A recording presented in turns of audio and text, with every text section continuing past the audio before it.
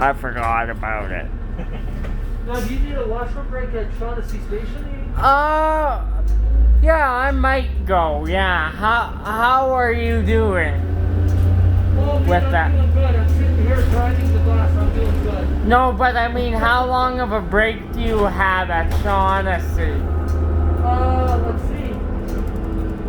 I should be okay. I should have 4 minutes, but it's okay if I leave a couple of minutes late. So I should have 6 or 7 minutes. You know what? I'll ride back with you to Shaughnessy next round. I don't really have to go at the moment. Okay, that'll be good. So when you pull in at 04 or whatever, 02. 02, 502, I'll go then. Yeah, 1702, right.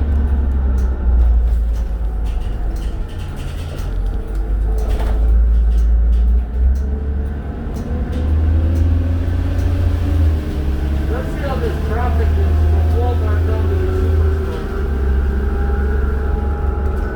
Oh, there's the Dollarama. Look at that, Ethan, on the left. Wow.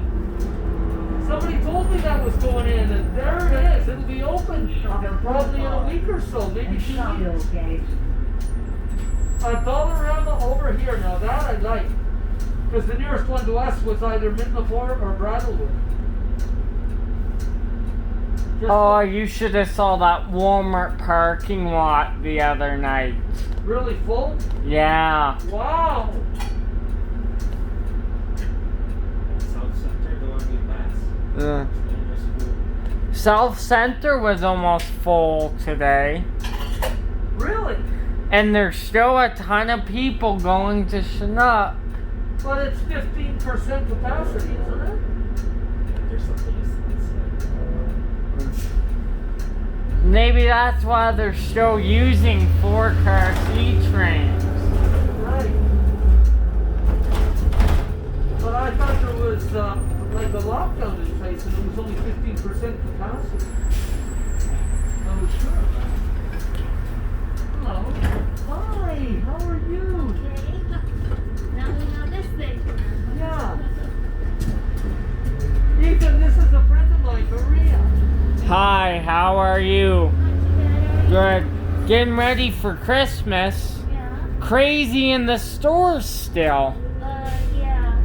It should be busy in the church instead. They're not really following protocols, eh? Not really. It's like Superstore? Yeah. Yeah. Been crazy. Well, they did that too in Walmart. So I was there briefly today, and they don't. Somebody came out of the restroom and they didn't even wash their hands. Oh my. Whoa. And it was an employee too. Oh, man. The phone. She was in their stall. The phone's ringing and somebody's talking on the phone. That's faux pas number 1. Because I took a safe food handling class. You're not supposed to be on. And anyway, that's just practical. You know, it's just being practical. You don't have to take a safe food handling to know that. She's talking on her phone. And then when I'm at what is that thing called? I can't. The tail, right? No, I can't think today. My head's a million places, and then I feel numb. Let's see. A lot of stuff is happening, so I'm just like.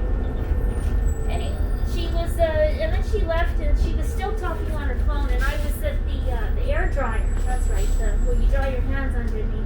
Oh, the air dryer, yeah. And I didn't hear any, usually they go to the sink and they're always looking for a long time at their face in the mirror, you know, fixing their hair and everything.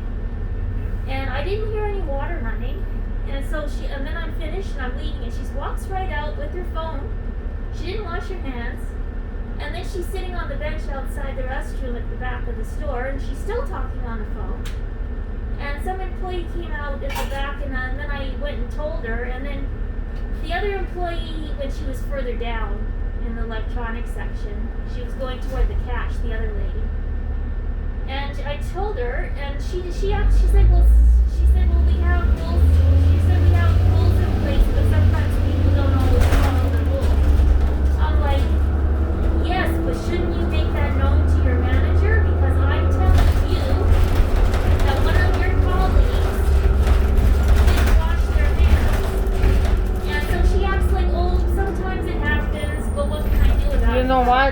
It's bad enough when a customer does it, but when an employee does it, right? Yeah.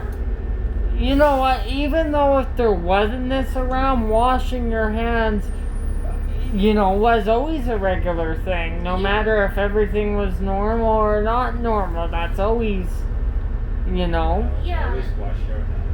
Yeah, I used to wash my hands so much that I get cracks in the wintertime and my hands would bleed because I'm too lazy to put lotion on. Well, pertaining to this virus, washing your hands is about 50% of containment.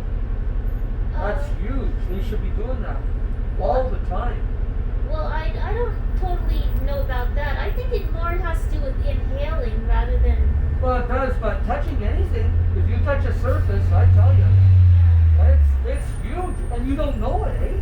Well, I used to see some of your colleagues, George, eating at the wheel there. I know. No. And they didn't, and some of them I seen, one guy last year, I seen him take gum out of his mouth, playing with gum in his mouth, and then he touched the steering wheel. Oh, no, because then when another driver takes over, Yeah. oh, no, that's going to be 50%, It's sir. disgusting. Washing your hands is huge. Well, that's what he did before all the mask stuff happened. Wow. And I was like, I didn't say anything to him, but I wanted to, but, you know, I have to be careful what I say, because then they'll go and take it out of context, and then I'll be the one that gets into trouble. Yeah. Do you notice as it gets colder, some of these buses love to break down when it's cold? No, they do? Just, you know, they're diesels, right? Sometimes they don't like to start and you get stranded on the road. Yeah. Well, actually something strange happened a few weeks back. I was on a shuttle bus, because I take the 52, or sometimes the 11, or sometimes the 12. And then 15 has a shuttle later at night. Oh, yeah. Yeah. So what happened? Well, this is the oddest thing. We were approaching Shaughnessy Station, and I hear this big whack. Like, I thought there was an advertisement on the side of the bus on the outside, and I thought it fell off. And then we're going up the overpass towards Millrise and Shaughnessy, and we're going up that overpass there. And then the driver stops and he's phoning in for something. I don't know what's going on, right?